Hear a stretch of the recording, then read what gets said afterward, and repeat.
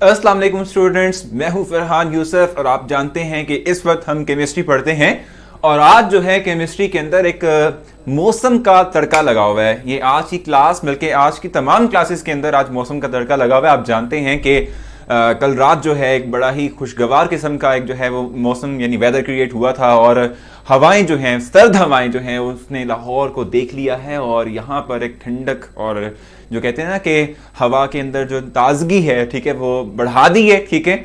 और अब आप देखेंगे कि कुछ ही दिनों के अंदर हम ऊपर भी बड़े स्वेटर किस्म के पहनकर आएंगे, गर्म गर्म कपड़े पहनकर आना शुरू हो जाएंगे क्योंकि सर्दी का एलिमेंट बढ़ चुका है। सर्दी आ नहीं रही है, आ चुकी है, तो सर्दी का ये एलिमेंट आ चुका है।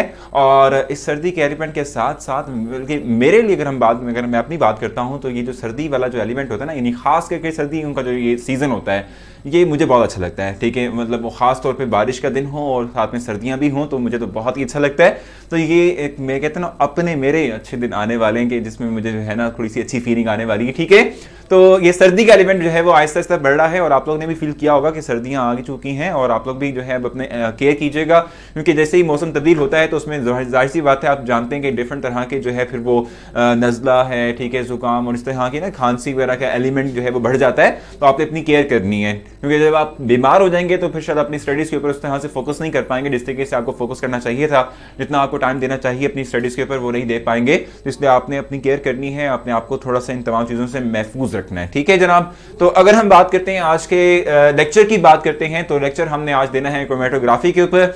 आज हम अपना लास्ट टॉपिक पढ़ रहे हैं सेकंड चैप्टर का और ये लास्ट टॉपिक के साथ ही हमारा चैप्टर नंबर 2 जो है वो क्लोज हो जाएगा और हम फिर चैप्टर नंबर 3 की तरफ मूव करेंगे, ठीक है। तो अगर हम बात करते हैं आज के लेक्चर की तो बेसिकली तौर पे हमने क्रोमेटोग्राफी पढ़नी है। अब ये क्रोमेटोग्राफी होती क्या है इसको हम डिस्कस करेंगे। इस क्रोमेटोग्राफी जो है ये इसका मतलब क्या होता है, इसका लफ्जी मानी क्या होता है, वर्ड ये जो कंप्लीट वर्ड है इसका मीनिंग क्या है और इसके बाद फिर हम इसके थ्रू जो है आगे चलेंगे, फॉरवर्ड मूव करेंगे। अच्छा, जैसे मैंने आपको बताया था कि हम जो है एक्सपेरिमेंटल टेक्निक्स पढ़ रहे हैं और ये तमाम के तमाम एक्सपेरिमेंटल टेक्निक्स वो टेक्निक्स हैं कि जो यूजुअली तौर पर हम अपने लेबोरेटरी के अंदर इस्तेमाल करते हैं डिफरेंट तरह के पर्पसेस के लिए, ठीक हो गया। जिसमें से सबसे इंपॉर्टेंट पर्पस जो है वो है प्योरिफिकेशन, ठीक है। हमने पहला प्रोसेस पढ़ा था फिल्ट्रेशन का, तो फिल्ट्रेशन के थ्रू भी हमने क्या किया था, एक मिक्सचर के अंदर यानी एक मिक्सचर था, उसके हमने डिफरेंट कंपोनेंट्स को सेपरेट आउट किया था, उनको प्योरीफाई किया था। उसके बाद हमने क्रिस्टलाइजेशन का प्रोसेस पढ़ा था। क्रिस्टलाइजेशन के प्रोसेस का भी मेन थीम जो था, मेन ऑब्जेक्टिव जो था वो है हमारे पास प्योरिफिकेशन, ठीक है। फिर हमने सब्लिमेशन का प्रोसेस पढ़ा था, उसके बाद हमने सॉल्वेंट एक्सट्रैक्शन टेक्निक पढ़ी। ये तमाम के तमाम प्रोसेसेस जो थे वो प्योरिफिकेशन के लिए इस्तेमाल होते थे। प्योरिफिकेशन इनका मेन पर्पस था जिनके लिए हम ये काम करते हैं, ठीक है। और लास्ट हम पढ़ने लगे हैं जो टॉपिक यानी जो हम टेक्निक डिस्कस करने लगे हैं वो है क्रोमेटोग्राफी, ठीक है। और बेसिकली तौर पे क्रोमेटोग्राफी भी जो है वो हमारे पास क्या है, इट इज टेक्निक, ठीक है। और ये एक ऐसी टेक्निक है, it is a technique that we used for the purification purpose, ठीक है। यानी प्योरिफिकेशन के लिए, आइसोलेशन के लिए, खासतौर पे डिफरेंट सब्सटेंसेस को डिफरेंट सैंपल के अंदर मौजूद कंपोनेंट्स को सेपरेट आउट करने के लिए, आइसोलेट करने के लिए भी हम क्रोमेटोग्राफी टेक्निक को यूज करते हैं, ठीक है। तो अब हम यहां पर इससे ऑनवर्ड चलते हैं, ठीक है। अगर हम बात करते हैं क्रोमेटोग्राफी की तो ये जो वर्ड क्रोमेटोग्राफी है इसका सिंपली मतलब क्या होता है। ये जो वर्ड हमने लिया हुआ है ये लफ्ज निकला है, यानी एक ग्रीक वर्ड है जिसे कहते हैं क्रोमेटोस, ठीक है। ये एक ग्रीक वर्ड है जिसे हम क्रोमेटोस कहते हैं, उससे ये है वो निकाला गया ही वर्ड है क्रोमेटोस।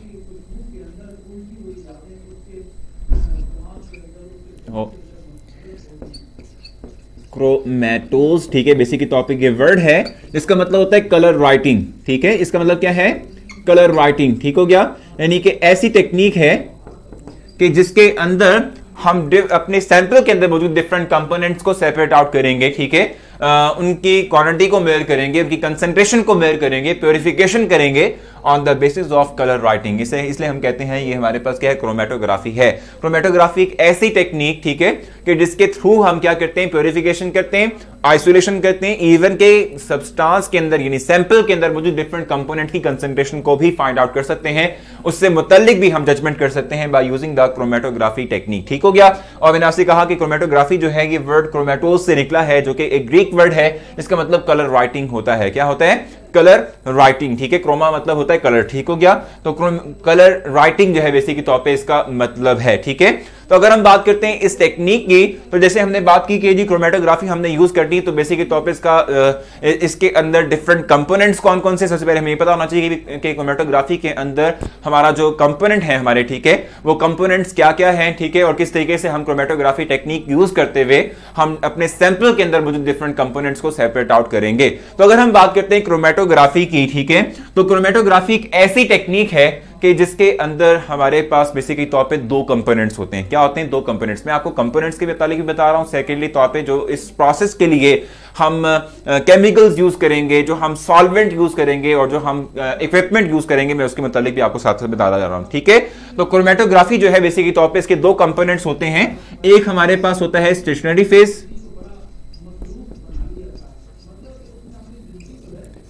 स्टेशनरी फेज, और एक हमारे पास जो है बेसिकली तौर पे ये मोबाइल फेज कहलाता है। इसके दो कंपोनेंट्स होते हैं जी क्रोमेटोग्राफी के। एक हमारे पास है स्टेशनरी फेज और एक हमारे पास है मोबाइल फेज, ठीक है। स्टेशनरी फेज क्या होता है, मोबाइल फेज क्या होता है, मैं इसकी कंप्लीट डिमॉन्स्ट्रेशन करके आपको दिखाऊंगा। स्टेशनरी फेज क्या है, मोबाइल फेज क्या है। फॉर एग्जांपल मेरे पास ये एक गिलास है और इस गिलास के अंदर मैंने पानी डाला हुआ है, ठीक है। इस गिलास के अंदर मैंने क्या किया हुआ है, पानी डाला हुआ है, ठीक हो गया।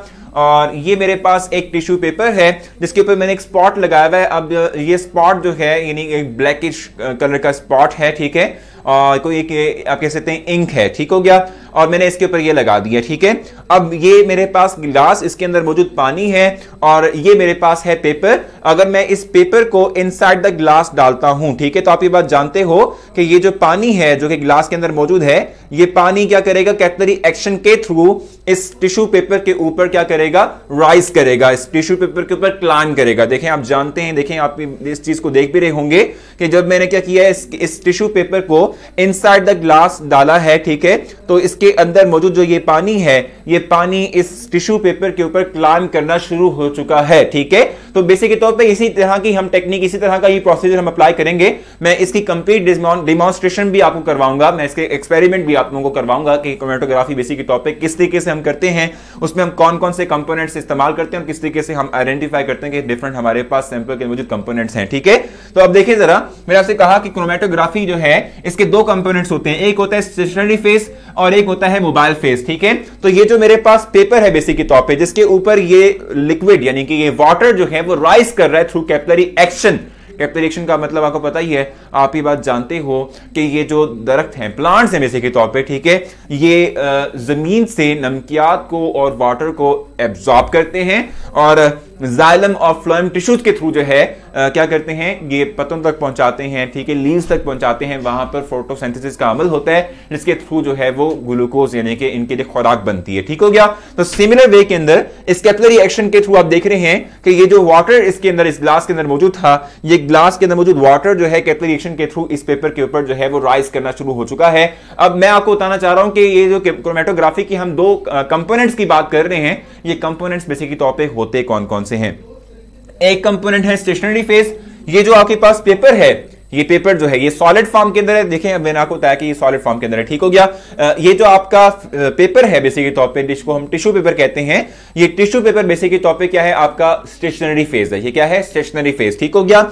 और इनसाइड द ग्लास जो वाटर मौजूद है, ये वाटर बेसिकली तौर पे क्या है, मोबाइल फेज, ठीक है। तो क्रोमेटोग्राफी के दो फेजेस होते हैं, दो कंपोनेंट्स होते हैं, एक होता है स्टेशनरी फेज और एक होता है mobile phase. Stationary phase basically तौर पे ये टिश्यू पेपर है और मोबाइल फेज बेसिकली तौर पे ये लिक्विड है जो कि मैंने इसके अंदर लिया हुआ है, ठीक है। इस लिक्विड के अंदर मैंने जो है मतलब इस लिक्विड के अंदर इस टिश्यू पेपर को मैंने हैंग किया हुआ है और इस टिश्यू पेपर के थ्रू जो है जो वाटर है वो राइज कर रहा है। तो बेसिकली तौर पे ये वाटर जो इसके अंदर मौजूद है, ये आपका मोबाइल फेज होगा और ये जो पेपर है बेसिकली तौर पे ये आपका क्या है, ये आपका स्टेशनरी फेज है, ठीक हो गया। तो आपने थोड़ा सा जो है इस चीज को एक्सपेरिमेंटली तौर पे देख लिया है, एक तरह से देख लिया है कि किस तरीके से हम स्टेशनरी फेज और मोबाइल फेज के दरमियान डिफरेंस करेंगे, ठीक हो गया। अब इसको डिफाइन भी कर लेते हैं प्रॉपर वे में, ठीक है। स्टेशनरी फेज क्या होता है, स्टेशनरी फेज क्रोमेटोग्राफी टेक्निक के अंदर वो कंपोनेंट होता है, स्टेशनरी फेज क्रोमेटोग्राफी टेक्निक का वो कंपोनेंट होता है कि जिसके थ्रू आपका जो मोबाइल फेज यानी जो आपका सॉल्वेंट है वो राइज करता है, वो सॉल्वेंट जो है वो सैंपल को लेके चलता है, इसे कहते हैं स्टेशनरी फेज। डिफाइन कर लेते हैं जल्दी से, the component of chromatography technique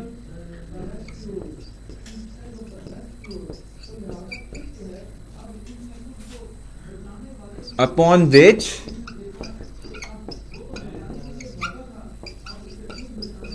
mobile phase will rise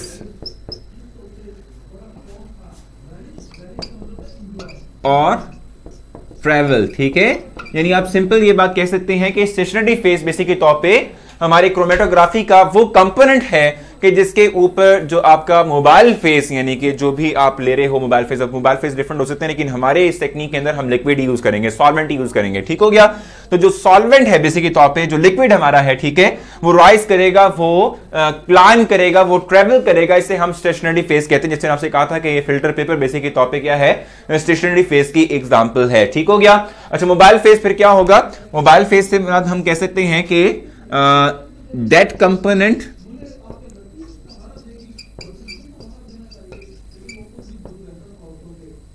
that component of chromatography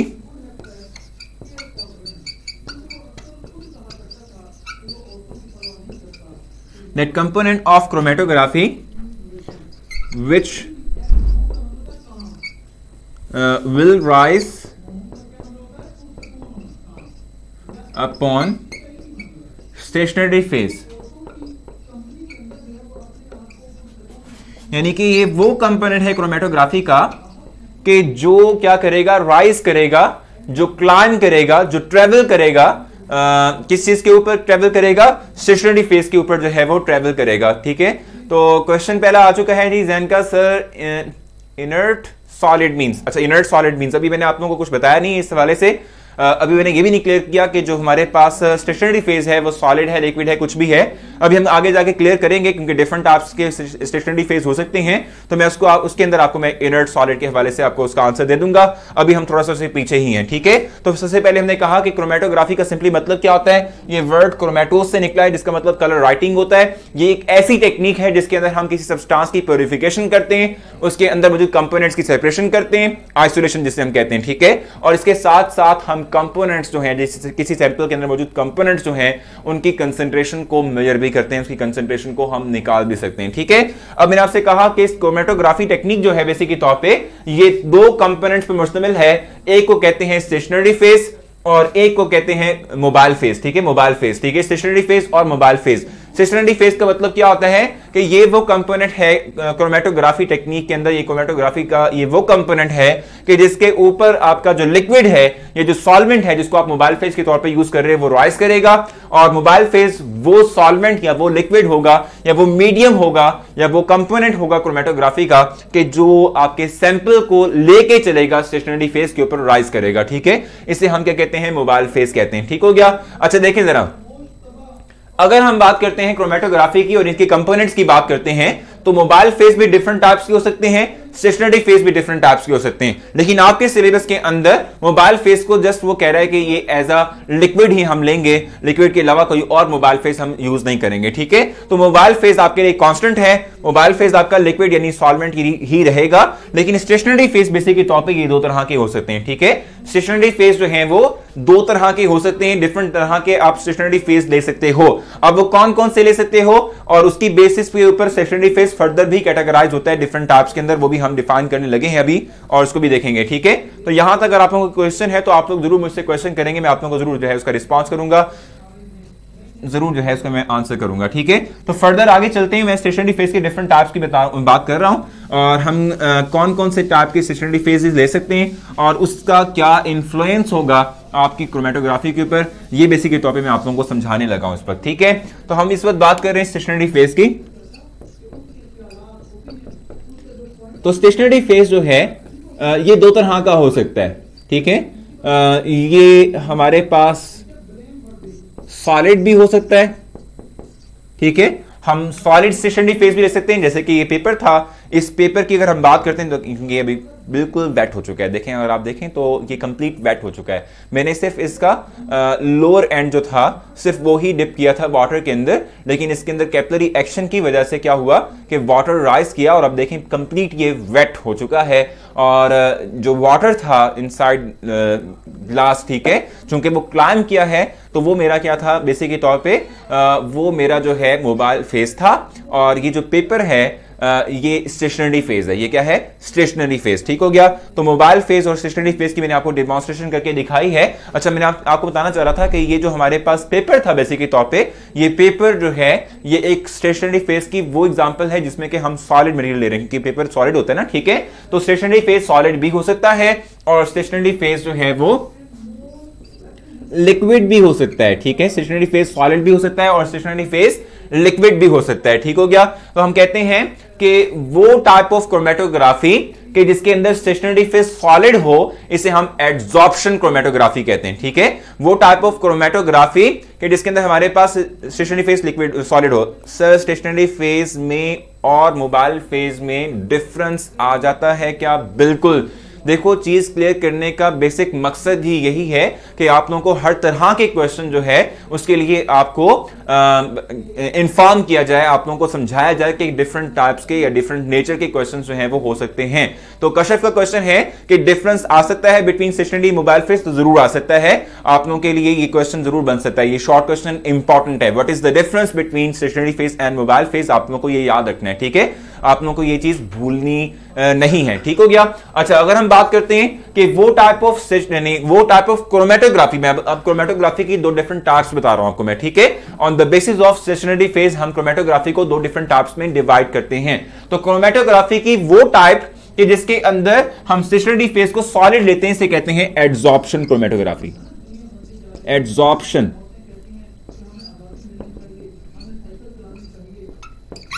adsorption chromatography.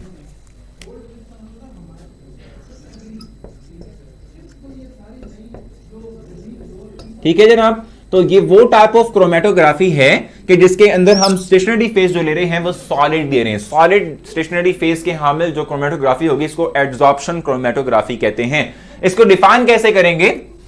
The type of chromatography,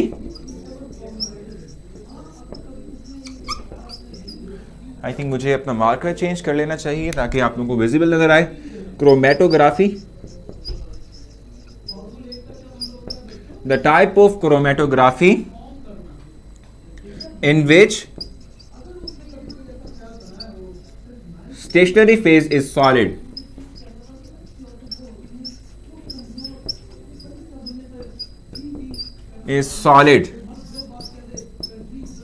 ये वो टाइप ऑफ क्रोमेटोग्राफी है कि जिसके अंदर हमने स्टेशनरी फेज जो है वो एक सॉलिड मटेरियल लिया हुआ है। इस टाइप ऑफ क्रोमेटोग्राफी को हम एड्सॉर्प्शन क्रोमेटोग्राफी कहते हैं। ये फर्स्ट टाइप है आपकी क्रोमेटोग्राफी की। ठीक हो गया। और सेकंड टाइप हमारे पास क्या होगी क्रोमेटोग्राफी की? हम ये बात कहते हैं कि वो टाइप ऑफ क्रोमेटोग्राफी कि जिसके अंदर हम स्टेशनरी फेज एक लिक्विड लेते हैं, ठीक है। इस तरह के एड्सॉर्प्शन, इस तरह के हम क्रोमेटोग्राफी को पार्टीशन क्रोमेटोग्राफी कहते हैं। क्या कहते हैं इसको? पार्टीशन क्रोमेटोग्राफी कहते हैं। इसको क्यों पार्टीशन कहते हैं भी मैं आपको आगे भी एक्सप्लेन भी करूंगा इस चीज को। जब भी हमारे पास स्टेशनरी फेज लिक्विड होगा तो इस तरह की क्रोमेटोग्राफी को हम पार्टीशन क्रोमेटोग्राफी कहते हैं। पार्टीशन क्रोमेटोग्राफी, ठीक है। वो टाइप ऑफ क्रोमेटोग्राफी कि जिसके अंदर स्टेशनरी फेज लिक्विड होगा, इस तरह के क्रोमेटोग्राफी को हम पार्टीशन क्रोमेटोग्राफी कहते हैं, ठीक है। अब ये पार्टीशन का बेसिक मकसद क्या है, मतलब क्या है? एड्सॉर्प्शन का आपको शायद इल्म होगा।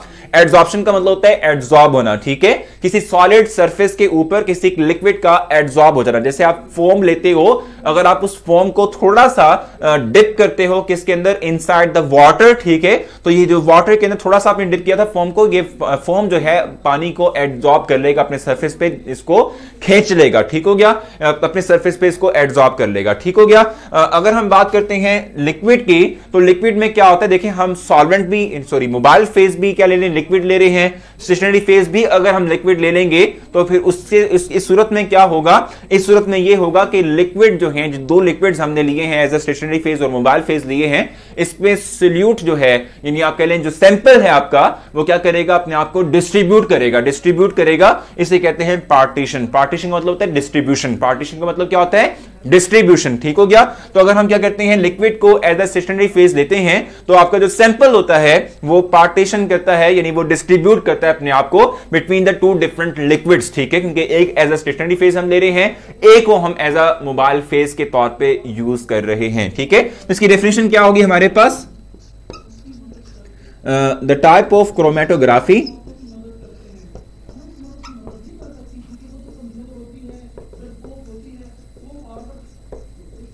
the type of chromatography in which we use liquid as stationary phase, as a stationary phase। इस तरह के हम क्रोमेटोग्राफी को क्या कहते हैं,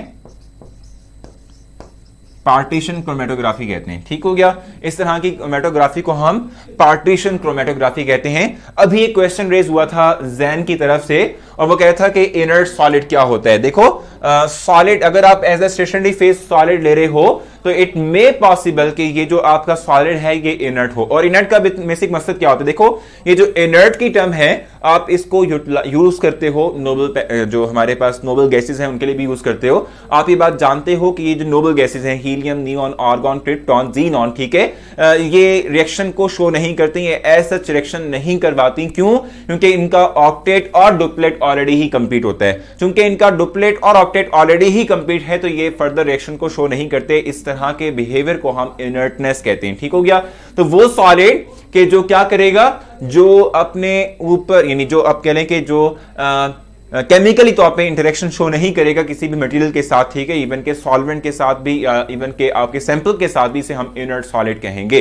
तो ये इनर्ट सॉलिड जो है हमारे पास कहलाएगा। ठीक हो गया। तो अभी तक हमने क्या कुछ पढ़ा है, इस वक्त तक हमने क्रोमेटोग्राफी का बेसिक मतलब जो था, जो इस वर्ड का मीनिंग है उसको क्लियर किया है और इसके साथ साथ उसके डिफरेंट कंपोनेंट्स की बात की है। एक सॉलिड कंपोनेंट होता है, सॉरी एक मोबाइल फेज होता है, एक स्टेशनरी फेज होता है। तो हमने स्टेशनरी फेज की बेस पर हमने कहा कि हम क्रोमेटोग्राफी की दो डिफरेंट टाइप्स पढ़ते हैं और एक को कहते हैं कि ये हमारे पास एडजॉर्प्शन क्रोमेटोग्राफी है जिसमें सॉलिड हमारे पास होता है, और एक को कहते हैं लिक्विड यानी पार्टीशन क्रोमेटोग्राफी जिसमें हम कहते हैं कि हमारे पास क्या होता है, लिक्विड जो है एज अ स्टेशनरी फेज होता है। अब मोहम्मद का क्वेश्चन आ चुका है, बड़ा अच्छा क्वेश्चन है, what is principle of chromatography. ठीक है, तो बेसिक अगर हम प्रिंसिपल की अगर हम बात करते हैं तो इस पूरे प्रोसेस का जो मेन थीम कह ले या जो वर्किंग प्रिंसिपल है, ठीक है, वो भी यही है कि इसके थ्रू हम क्या करते हैं, हम डिफरेंट जो हमारे पास सैंपल के अंदर मौजूद सैंपल्स होते हैं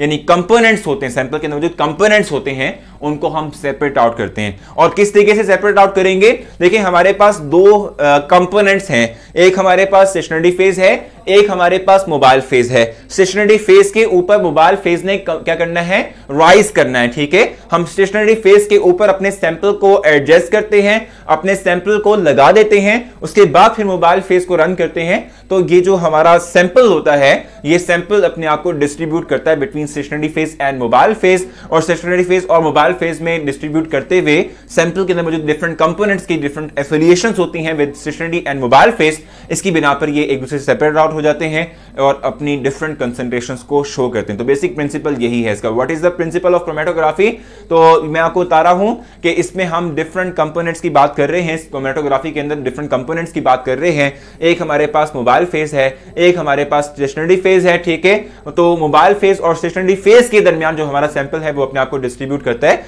बेसिकली तौर पे डिस्ट्रीब्यूशन लॉ यहां पे किसी हद तक अप्लाई होता है और यहां हम डिस्ट्रीब्यूशन कोएफिशिएंट की बात करेंगे। मैं अभी आपके लिए जो है वो एक्सप्रेशन राइट करूंगा जिसमें मैं आपको बताऊंगा कि यहां पर भी डिस्ट्रीब्यूशन कोएफिशिएंट जो है वो इन्वॉल्वमेंट को शो करेगा। ठीक हो गया। तो अगर आपको क्वेश्चन है तो जरूर पूछेंगे, अगर इनकी कमेंट्स थोड़े से नीचे स्लाइड हो जाएं क्योंकि ऊपर कुछ रह गए हैं तो मोहम्मद ने बड़ा अच्छा क्वेश्चन किया था। बिनते कह रही हैं सर जी एब्जॉर्ब या एड्सॉर्प्शन, वो एड्सॉर्प्शन की बात करते हैं, एब्जॉर्ब होना एक ही बात है, ठीक है। लिक्विड स्टेशनरी फेज की एग्जांपल क्या है? लिक्विड स्टेशनरी फेज में हमारे पास कोई भी जो है आप कह सकते हैं कि इमिसिबल सॉल्वेंट आ सकता है जो कि आपके मोबाइल फेज के साथ मिसिबल नहीं होगा, ठीक है। सर पार्टीशन क्रोमेटोग्राफी की डिटेल दोबारा समझा दें। पार्टीशन क्रोमेटोग्राफी के बारे में हम कहते हैं, पार्टीशन क्रोमेटोग्राफी के हवाले से हम कहते हैं कि ये वो टाइप ऑफ क्रोमेटोग्राफी है कि जिसके अंदर हमारा जो स्टेशनरी फेज है वो लिक्विड फेज है। वो क्या है? लिक्विड फेज है, ठीक हो गया। हम इसके अंदर लिक्विड फेज को ही एज अ स्टेशनरी फेज के तौर पे लेंगे। अच्छा देखिए, अभी हमने आगे जाके पेपर क्रोमेटोग्राफी पढ़ना है और इस पेपर क्रोमेटोग्राफी को हम कहते हैं ये भी लिक्विड जो है क्रोमेटोग्राफी की एग्जांपल होगी। अब ये किस तरीके से होगी, अगर मैं आपके सामने ये चीज एक्सप्लेन कर सकूं। लेट्स सपोज मेरे पास ये एक आप कह लें कि फिल्टर पेपर है, ठीक है। ये हमारे पास क्या है? फिल्टर पेपर है। अगर मैं डायरेक्टली तौर पे इसके ऊपर स्पॉट लगा के इसको सॉल्वेंट में डाल दूंगा तो ये जो हमारे पास पेपर है ये एज अ सॉल्वेंट मटेरियल है ना, सॉलिड मटेरियल है, ठीक हो गया। तो अब जो हमारे पास टाइप ऑफ क्रोमेटोग्राफी होगी इसे हम एड्सॉर्प्शन क्रोमेटोग्राफी कहेंगे, जिसमें हमारा सॉल्वेंट जो है वो राइज होगा अबव द स्टेशनरी फेज, ठीक हो गया।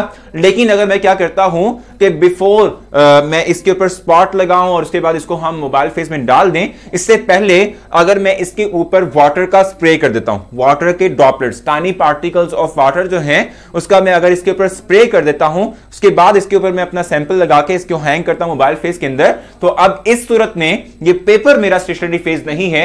जो मैंने वाटर के पार्टिकल स्प्रे किए थे इसके ऊपर वो as a mobile phase use होंगे, यानी liquid as a mobile phase use होगा। मैं इसी को ही क्या कहूंगा? पार्टीशन क्रोमेटोग्राफी कहूंगा।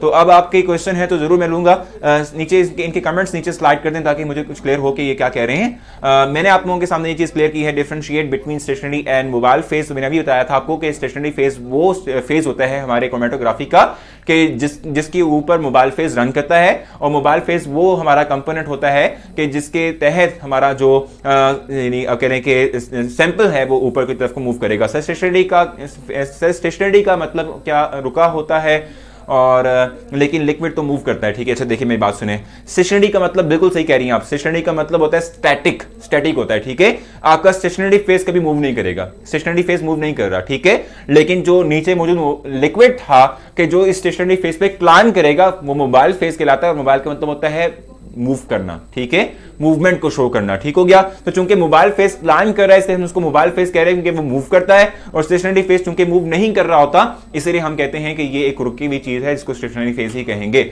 सर रिलेटिव एफिनिटीज एक्सप्लेन कर दें। रिलेटिव एफिनिटीज का सिंपली मतलब क्या होता है? देखें जरा, मैंने आप लोगों के लिए एक एग्जांपल ये ली थी, ठीक है, और मैंने इसके ऊपर एक इंक ड्रॉप डाला हुआ है यहां पर, ठीक है। देखिए अगर जो बेसिक तौर पे ये जो इंक है ना, ये वो वाली इंक नहीं है जो आप लोगों के जो है वो डिफरेंट जो आप कह लें कि जो इंक पेन होते हैं उसमें हम डालते हैं ना, ये वो वाली इंक नहीं है, ये मार्कर की इंक है। ये वाले जो मार्कर है ना इसकी इंक है, ठीक हो गया।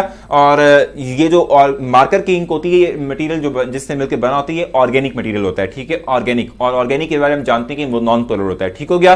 तो चूंकि ये नॉन पोलर है तो जब वाटर ने क्लाइंब किया था above the surface of that tissue paper, ठीक है, तो ये वाटर के अंदर चूंकि सॉल्युबल नहीं था इसलिए वाटर के साथ क्लाइंब नहीं किया, ठीक हो गया। लेकिन अगर आप सिंपल जो इंक लेते हो, जो कि आप इस्तेमाल करते हो अपने पेन के अंदर, इंक पेन के अंदर यूज करते हो, वो इनऑर्गेनिक मटेरियल से मिलकर बना होता है, और इनऑर्गेनिक मटेरियल में मोस्टली तौर पर सॉल्ट्स होते हैं और वो वाटर सॉल्युबल होते हैं, तो वो क्लाइंब करते हैं, यानी वो ऊपर की तरफ मूव करते हैं कि वो वाटर सॉल्युबल है, वाटर के अंदर डिसॉल्व हो जाते हैं, ठीक है।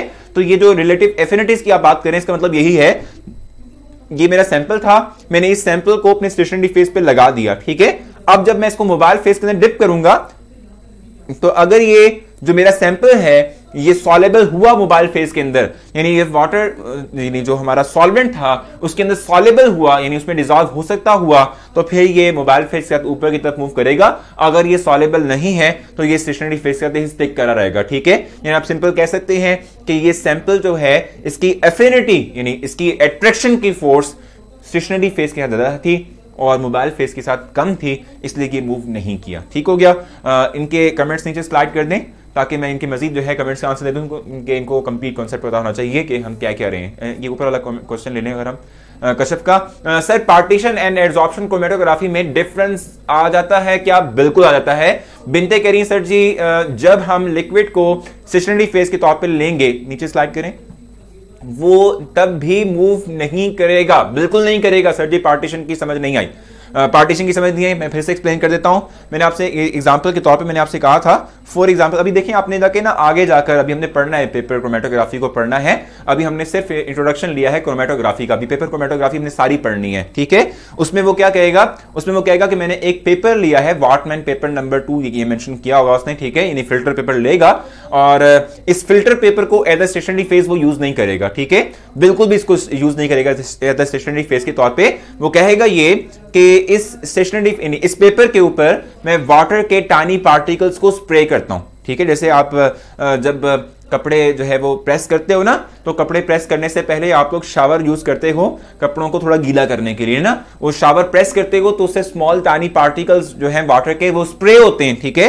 तो सिमिलर काइंड ऑफ कंडीशन ऐसे डेवलप होगी कि मैं इस पेपर के ऊपर वो स्प्रे करूंगा। जब वो मैं स्प्रे करूंगा, देखें आप ये बात जानते हैं, किसी भी मटेरियल जो है उसके अंदर जो किसी एक लिक्विड को एब्जॉर्ब करने की सलाहियत होती है, वो एक कांस्टेंट सलाहियत होती है, एक लिमिट होती है, किसी एक चीज की लिमिट होती है कि जिस तक वो एब्जॉर्ब करता है अपने अंदर, उसके बियॉन्ड एब्जॉर्ब नहीं करेगा। फॉर एग्जांपल आपको एग्जांपल देते हैं, ये मेरे पास जो है वो एक टिश्यू पेपर है जो कि ऑलरेडी बिल्कुल वेट फॉर्म के अंदर है, जिसमें पानी एब्जॉर्ब हो चुका है। इसकी कैपेसिटी जितनी एब्जॉर्ब करने की थी इस टिश्यू पेपर की, वो कंप्लीट हो चुकी है। आप ये बात जानते हैं ना कि अगर हमारे पास कहीं पानी गिर जाए तो हम अगर टिश्यू पेपर से इसको साफ करते हैं तो एक टिश्यू पेपर को यूज करेंगे तो उसकी जितनी कैपेसिटी होगी वो उतना एब्जॉर्ब कर लेगा, बाकी सारा की सारा लिक्विड को वो एब्जॉर्ब नहीं कर सकता, ठीक है। तो इस पेपर की जितनी एब्जॉर्प्शन की एबिलिटी थी वो कंप्लीट हो चुकी है। अब अगर मैं इसको as a stationary phase use करूंगा तो ये एब्जॉर्प्शन क्रोमेटोग्राफी शो नहीं करेगा, ये पार्टीशन क्रोमेटोग्राफी शो करेगा। क्यों? क्योंकि इस पे तो फर्दर एब्जॉर्प्शन की एबिलिटी नहीं रही, ठीक है। अब इसके अंदर लिक्विड मौजूद है और अब मैं सेकंड लिक्विड को एज अ सॉल्वेंट के तौर पे लूंगा तो वो सेकंड लिक्विड इस लिक्विड के सरफेस पे प्लान करेगा, इस लिक्विड के सरफेस पे प्लान करेगा, इस पेपर के सरफेस पे प्लान नहीं कर सकता क्योंकि ऑलरेडी इसके जो पोर्स थे वो फिल हो चुके हैं विद लिक्विड, ठीक है। तो यही बात आपसे मैं कह रहा हूं कि हम जब जो है पेपर के ऊपर वाटर को स्प्रे कर देते हैं, टाइनी पार्टिकल्स को स्प्रे कर देते हैं, तो इस पेपर की जो एब्जॉर्प्शन एबिलिटी थी वो कंप्लीट हो चुकी होती है। अब इसके ऊपर हम सैंपल लगाएंगे, इसको हम डाल देंगे मोबाइल फेस के अंदर, तो जब मोबाइल फेस क्लान करेगा वो एक्चुअली तौर पे इस पेपर पे क्लान नहीं कर रहा, वो उस लिक्विड के ऊपर क्लान कर रहा है। तो लिक्विड आपका स्टेशनरी फेस होगा, ये लिक्विड जो कि इस पेपर के ऊपर मौजूद है ये क्लान नहीं करेगा, ये स्टैटिक ही रहेगा। नीचे वाला जो मोबाइल फेस है वो मूव करेगा। तो ये हमारे पास है partition chromatography. Is that it's the mixture of three colors and when we do the अच्छा वो if कह रही हैं आप, ठीक है। when we do the experiment the spots of these colors will be appears, ठीक है, on the top of the different, क्या लिखा हुआ है, वेवलेंथ समझ नहीं है भाई आपकी क्वेश्चन की, कुछ समझ नहीं है भाई। कश्यप क्या कह रही हैं आप, मुझे कुछ नहीं समझ आई। अच्छा गजाला कह रही हैं एब्जॉर्ब और एब्जॉर्ब में क्या डिफरेंस होगा, ठीक है। अच्छा अभी तक आप लोग इस चीज को कंफ्यूज मत करें, सिंपल आप लोग ये बात ध्यान में रखें कि कोई भी मटेरियल हमारे पास अगर सॉलिड होता है तो अगर हम उसको क्या करते हैं लिक्विड में हैंग करते हैं तो लिक्विड उसके ऊपर उसकी सरफेस पे क्या हो जाता है, जज्ब हो जाता है, जज्ब हो जाता है। ये वर्ड सिंपल है, ठीक है। और ये बेसिकली तौर पे हमारे पास इस एब्जॉर्प्शन की टर्म को हम यूटिलाइज कर रहे हैं, जिसके तहत ये जो लिक्विड है ये क्लान करता है उस सॉलिड मटेरियल के ऊपर, ठीक है, सॉलिड मटेरियल के ऊपर वो क्लान करेगा, ठीक हो गया। लास्ट क्वेश्चन मैं आप लोगों का लूंगा क्योंकि देखें आज हमने जो है अपना ये जो है वो सारा के सारा टॉपिक कंप्लीट नहीं किया। सईदा कह रही है ग्रेट सर, जिसने भी जितनी दफा क्वेश्चन किया उतना ही अच्छा। चले भाई जबरदस्त, ठीक है, ये मेरा फर्ज है भाई, यहाँ पे खड़े होने का बेसिक मकसद ये है कि तमाम क्वेश्चंस को तमाम स्टूडेंट्स को इक्वल इंपॉर्टेंस देनी है और जितने भी क्वेश्चंस आएंगे उन सबका आंसर देना है। मैं कोशिश पूरी करता हूं कि सब क्वेश्चन का आंसर दे सकूं क्योंकि आप जानते हैं ना कि टाइम की बाउंडनेस है, बाकी लेक्चर से आपने पढ़ने हैं। तो जो स्टूडेंट्स के क्वेश्चंस रह चुके हैं वो हमें क्वेश्चन पोस्ट करेंगे, मैं उसका भी आंसर कर दूंगा। लास्ट क्वेश्चन हम लेंगे, क्विज भी है, आप लोगों को क्विज भी भाई आप लोगों ने जाना नहीं है। लास्ट क्वेश्चन आप लोगों का, फिर आप लोगों का क्विज स्टार्ट होगा। लास्ट क्वेश्चन जो भी है, Mohammad what is principle of chromatography, अभी बताया था। प्रिंसिपल ऑफ क्रोमेटोग्राफी का मतलब क्या होता है कि हमारे पास दो कंपोनेंट्स हैं इसके, मोबाइल फेज स्टेशनरी फेज है। जो सैंपल है वो डिस्ट्रीब्यूट करेगा अपने आप को इन दो कंपोनेंट्स के दरमियान, जो है वो क्या करेगा जी, आप इन दो कंपोनेंट्स के दरमियान डिस्ट्रीब्यूट करेगा। ये बेसिक प्रिंसिपल है और इसी की बेस पर हम उसको जो है वो उसके अंदर मौजूद डिफरेंट कंपोनेंट्स को सेपरेट आउट करते हैं, उनकी कंसंट्रेशन को फाइंड करते हैं। और अब आप लोगों का टेस्ट आप लोगों के सामने आएगा और टेस्ट जो है अभी अपलोड होने वाला है। और आप लोगों ने अच्छे से टेस्ट करना है।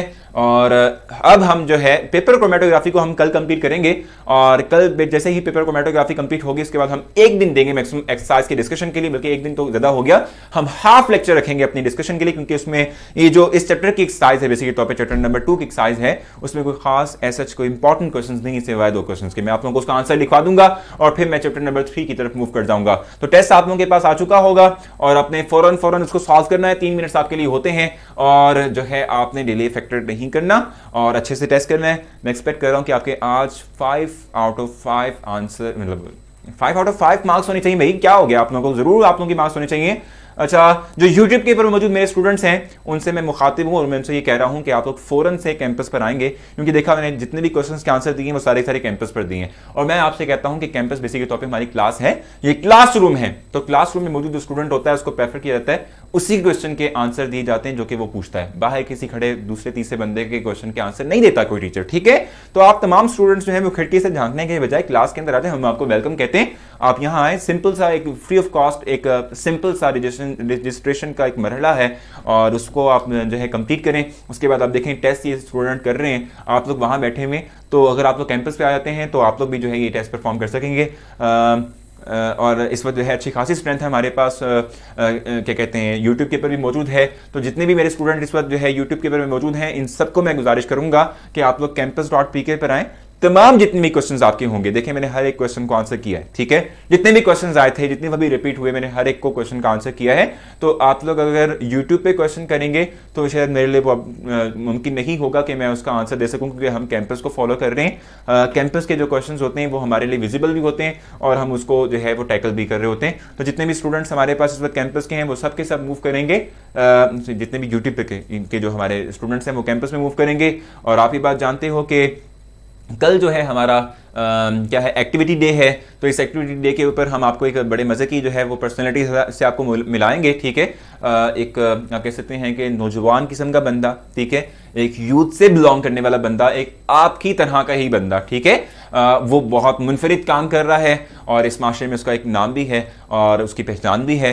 तो आप लोग कल मिलेंगे उससे, ठीक है, और आप लोग सीखेंगे कि किस तरीके से हम अपनी स्किल्स को जो है वो क्या कर सकते हैं, पॉलिश कर सकते हैं और इन स्किल्स को बेटर वे में यूज कर सकते हैं अपने नाम बनाने के लिए भी और तमाम लोगों के जो हमसे जुड़े हैं उनका नाम बनाने के लिए भी और अपने मुल्क के लिए भी कुछ कर सकते हैं। तो आप लोगों ने कल की जो क्लास है वो तो बिल्कुल भी मिस नहीं करनी। इवन कि आपने अपने फ्रेंड्स को भी इन्वाइट करना है, अपने फैमिली मेंबर्स को भी इन्वाइट करना है कि जी कल हमारा एक एक्टिविटी डे है और हम आपके लिए 5 ऑलमोस्ट 30 से ऑनवर्ड ये एक्टिविटी को स्टार्ट कर देंगे लाइव, ठीक है। लाइव इंटरव्यू उनका होगा और आपके लिए वो जो है लाइव में कुछ चीजें एक्सप्लेन करेंगे, आपके क्वेश्चंस के आंसर देंगे। तो आप लोगों ने जरूर जो है हमारे साथ जुड़े रहना है, ठीक है, और कहीं जाना नहीं है, भागना नहीं है, दौड़ना नहीं है, शरारतें नहीं करनी है, खामोशी से बैठ के सुनना है और क्वेश्चंस करने हैं हाथ रेस करते हुए।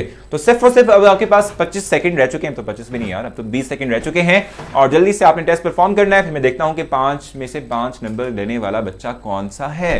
तो अब ये टेस्ट जो है वो कंप्लीशन के मराहिल में है और सिर्फ 10 सेकंड रह चुके हैं और इस 10 सेकंड के बाद हम सेकंड ईयर मूव करेंगे। भाई परेशान मत हो, सेकंड ईयर के स्टूडेंट हम आ रहे हैं भाई, आपका दिल जो है वो क्या कहते हैं नहीं दुखाएंगे और आपकी तरफ भी मूव करेंगे। तो टेस्ट के रिजल्ट आ चुके हैं और 5 नंबर लेने वाले आगे मुकद्दस के नंबर 5 है भाई, जबरदस्त। ओ शराज शराज साहब के भी नंबर जो है वो अच्छे आ गए आज भाई, हाँ बहुत अच्छे आए हैं शराज साहब के नंबर, ठीक है, बहुत ही अच्छे आ गए, ठीक है। अच्छा, हसन के 5 आउट ऑफ 5 मार्क्स आज आए हैं, ठीक है, ये हमारे टॉपर हैं क्लास के। मुकद्दस के 5 आउट ऑफ 5 मार्क्स हैं। गजाला के जो है वो 4 में से 4 नंबर है 5 में से। इस तरह से मोहम्मद के 4 नंबर हैं 5 में से। और इसके अलावा और कौन है भाई, और कौन है हमारे पास, और कौन है जिसके मार्क्स हैं, कशफ के 4 में से 5 नंबर है भाई। तो ये स्टूडेंट्स जो हैं बड़े पढ़ने वाले स्टूडेंट्स हैं, बहुत अच्छे स्टूडेंट्स हैं, बड़े ही लाइक किस्म के स्टूडेंट हैं और ओबीडियंट स्टूडेंट हैं, रिस्पेक्ट करने वाले स्टूडेंट्स हैं। तो इन सबको मैं सलाम कहता हूं, इनकी एफर्ट्स को रिकग्नाइज करता हूं और ये बहुत अच्छे स्टूडेंट्स हैं। कल तक के लिए आपसे इजाजत चाहूंगा, कल मुलाकात होगी और कल की क्लास में हमारी एक्टिविटी है। तब तक के लिए अल्लाह हाफिज।